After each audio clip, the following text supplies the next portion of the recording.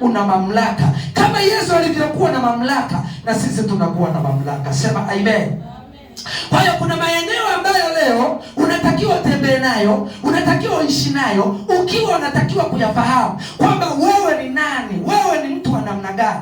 Na ndio maana ukija kuangalia leo watu wameshindwa kusimama kwenye nafasi ya Mungu, wakakubali kusimama kwenye nafasi za watu. Sasa sisi wanafunzi wa Yesu ndio tuna mamlaka ya kuyakataa yale yasiyo ya Mungu. Tuna mamlaka ya kuyatukuza yale yaliyo ya Mungu. Sema amen. Kwa hiyo sehemu yoyote ambayo Yesu hajazungumza na wala Yesu hajasema, tuna mamlaka ya kuweka X. Nilisema nikatoa mfano wa nyumba ambayo ukikuta imewekewa X, muda wote inabomolewa. Sema amen. Tuko pamoja?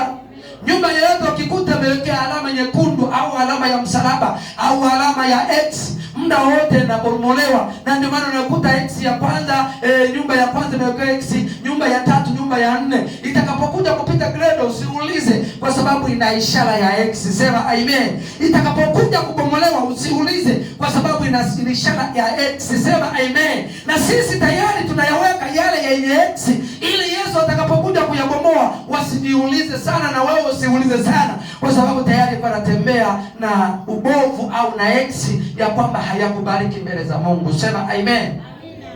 Na ndio maana tulizungumza habari ya mitume, tukazungumza habari ya manabii, tukazungumza habari ya wachungaji, tukazungumza habari ya wainjilisti, tukazungumza habari ya maaskofu. Tuliposema mtume wa mwisho alikuwa ni Paulo, hakuna mtume mwingine, na majina ya mitume yameandikwa katika msingi wa mbinguni. Huo ndio ukweli. Hakuna kubabaisha wala hakuna kupaka mafuta kwa mgongo wa chupa. Unasema ukweli ili na ukweli ukuweke huru. Kwa hiyo ina maana mtume wa mwisho alikuwa anaitwa Paulo, ambaye na majina ya hao mitume yameandikwa mbinguni. Kwa hiyo leo ukisikia kuna mtu anajiita mtume, huyo ni mtume wa uongo, ambapo sisi tukasema unatakiwa kuweka X.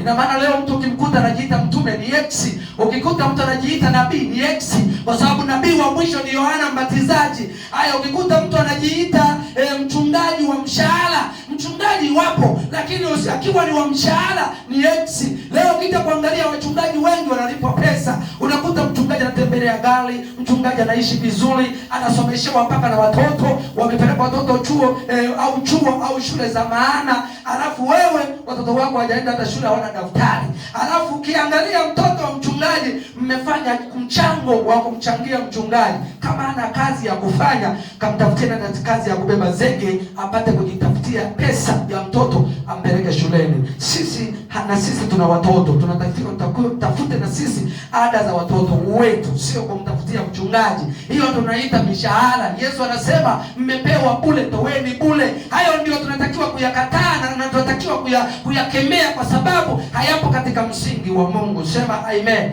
Nipungie mkono hewani na Mungu akubariki sana. Sasa hapo anapozungumza leo hii unakuja kuangalia mpaka leo kuna ubatizo wa maji machache. Mwenye mamlaka ya kuyakataa yale yasiyo ya Mungu ni wanafunzi wa Yesu. Sema amen. Leo utasikia Yesu anashuka duniani kuja kuyakataa mafundisho fulani. Mwenye mamlaka ya kuja kuyakataa au kuyakataa yasiyo ya Mungu aliyebaki ni mmoja tu, mwanafunzi wa Yesu, ambaye ni mimi na wewe. Sema amen. Sisi ndo tuna mamlaka ya kuyakataa yale yasiyo kuwa ya Mungu, na ndio maana Yesu anasema pando asilolipanda Baba lazima ling'olewe. Na sisi yale ambayo asiyoyapanda Yesu Kristo mwana wa Mungu lazima tuyang'oe. Sema amen. Nipungie mkono hewani na Mungu.